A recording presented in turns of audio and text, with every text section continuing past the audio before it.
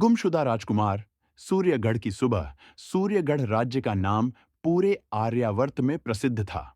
ऊंचे ऊंचे किलों और भव्य महलों से सजा यह राज्य समृद्धि, शौर्य और संस्कृति का प्रतीक माना जाता था। राजा वीरेंद्र सिंह, जो न्यायप्रिय और वीर योद्धा थे, अपने शासन के तीसरे दशक में भी उतनी ही ऊर्जा से जनता की सेवा कर रहे थे जितनी अपने युवा काल में की थी। भोर का समय था। लालिमा से भरा सूरज क्षितिज पर उभर रहा था। महल की ऊंची मीनारें उस आभा से सोने की तरह चमक रही थीं। बगीचों में खिले गुलाब और चमेली की खुशबू वातावरण को और अधिक पवित्र बना रही थी। सैनिकों की टुकड़ी आंगन में अभ्यास कर रही थी और कबूतरों का झुंड नीले आकाश में पंख फैलाए उड़ा जा रहा था। यही वह समय था जब राजा अपने पुत्र राजकुमार आदित्य को दरबार में लाते हैं। राजकुमार का परिचय। राजकुमार आदित्य अब किशोरावस्था से निकलकर युवावस्था में प्रवेश कर चुका था। उसका व्यक्तित्व ऐसा था कि लोग उसे देखते ही आकर्षित हो जाते। ऊंची नाक, तेजस्वी नेत्र और आत्मविश्वास से भरा हुआ चेहरा। वह केवल युद्ध कला में ही नहीं, बल्कि विद्या और नीति में भी निपुण था। आचार्यों से शास्त्रों का अध्ययन करता और गुरुजन उसे बुद्धि और करुणा का प्रतिमान कहते। जनता उससे प्रेम करती थी क्योंकि वह केवल राजमहल तक सीमित न रहकर अक्सर गांव-गांव जाकर लोगों की समस्याएं सुनता और मदद करता। दरबार में जब राजा ने उसे प्रस्तुत किया तो पूरा सभागार गूंज उठा। राजकुमार आदित्य अमर रहें।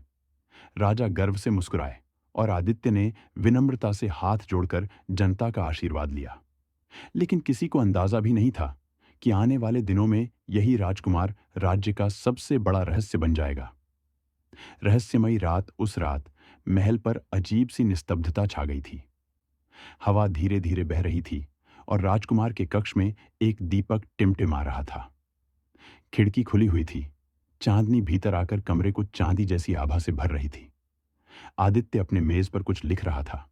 उसके सामने एक पुराना ग्रंथ रखा था जिसकी जिल्द फटी हुई थी और पन्ने पीले पड़ चुके थे। उसने आंखें बंद की, जैसे कोई गंभीर निर्णय ले रहा हो। अगली सुबह जब सेवक दरवाजा खोलने आए तो कमरा खाली था।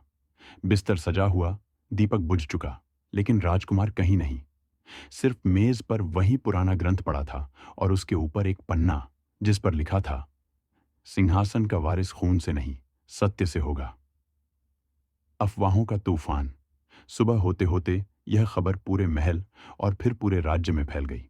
लोग तरह तरह की बातें करने लगे। कोई कहता, राजकुमार का अपहरण हो गया है। दूसरा कहता, नहीं, वो खुद भाग गया, शायद उसे किसी रहस्यमयी साधु ने बहला दिया। कुछ फुसफुसाते, महल में ही कोई गद्दार है, उसने ही राजकुमार को गायब किया है। दरबार में जब यह समाचार राजा तक पहुंचा तो उनका क्रोध चरम पर पहुंच गया। उन्होंने सिंहासन पर मुट्ठी मारते हुए कहा, जो भी सच्चाई लाएगा उसे मेरा विश्वास और सम्मान मिलेगा। पूरा राजमहल डर और रहस्य में डूब गया। जांच दल का गठन। राजा ने तुरंत 3 व्यक्तियों को इस रहस्य को सुलझाने की जिम्मेदारी सौंपी। 1. अर्जुन, राज्य का साहसी सेनापति जो तलवार और रणकौशल में अतुल्य था। 2. आचार्य सोमदेव, बुद्धिमान विद्वान जो प्राचीन ग्रंथों और रहस्यों के ज्ञाता थे। 3. कर्ण, राजकुमार का सबसे घनिष्ठ मित्र जो बचपन से उसके साथ रहा था। ये तीनों अब सत्य की खोज में निकल पड़े। सुराग की शुरुआत उन्होंने सबसे पहले राजकुमार के कमरे की जांच की। आचार्य सोमदेव ने उस ग्रंथ को खोला। उसमें अजीब अजीब चिन्ह और प्राचीन शिलालेख थे। आचार्य ने गहरी सांस लेकर कहा, यह संकेत देता है कि इतिहास अधूरा है। इस राजवंश में कोई ऐसा राज छुपा है जिसे हमसे जानबूझकर छुपाया गया है। चिन्हों का अध्ययन करने पर पता चला कि महल के पिछवाड़े में एक गुप्त मार्ग छिपा है। गुप्त मार्ग की अंधेरी राह। रात होते ही अर्जुन, कर्ण और आचार्य ने उस गुप्त मार्ग का द्वार खोला। जैसे ही वे भीतर दाखिल हुए, मशाल की रोशनी में दीवारों पर बने चित्र उभर आए। चित्रों में एक ही चेहरा बार बार दिखाई देता था, एक राजकुमार। लेकिन इतिहास की किताबों में उसका नाम कहीं दर्ज नहीं। कर्ण कांपती आवाज में बोला, क्या ये वही आदित्य हैं या कोई और गुमशुदा राजकुमार? परछाइयों के संदेश गुप्त मार्ग के भीतर उन्हें एक पुरानी चिट्ठी मिली। उसमें लिखा था, अगर सच्चाई चाहते हो तो महल की दीवारों पर मत भरोसा, जनता की यादों पर भरोसा करो। यह इशारा था कि राजवंश का असली इतिहास जनता के बीच कहीं बिखरा पड़ा है। तीनों ने गांव-गांव जाकर बुजुर्गों से पूछताछ शुरू की। एक बूढ़ा ग्रामीण आंखों में आंसू लिए बोला, सालों पहले भी एक राजकुमार अचानक गायब हो गया था और तब भी सच दबा दिया गया था। षड्यंत्र की परतें धीरे धीरे जांच से खुलासा हुआ कि कुछ मंत्री पड़ोसी राज्य के शत्रुओं से मिले हुए हैं। उनका मकसद था सिंहासन पर कब्जा करना। अर्जुन ने गंभीर स्वर में कहा, शायद आदित्य ने खुद ही यह खेल खेला है।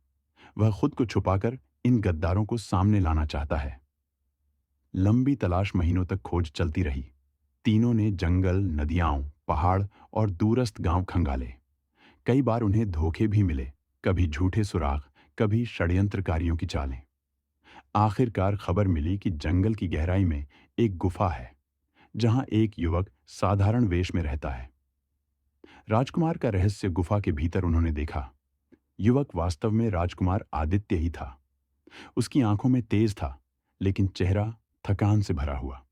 उसने कहा, मैंने खुद को इसलिए छुपाया ताकि असली गद्दार सामने आ सकें।